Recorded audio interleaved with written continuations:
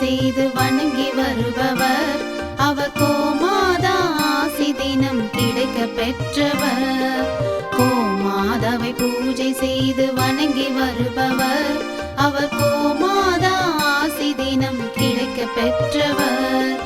கோமாதா ஆசி பெற்று வாழ்ந்து வருபவர் கோமாதா ஆசி பெற்று வாழ்ந்து வருபவர் என்றும் கோமாதா துணை நின்று நன்மை செய்திடும். என்றும் கோமாதா துணை நின்று நன்மை செய்திடும்.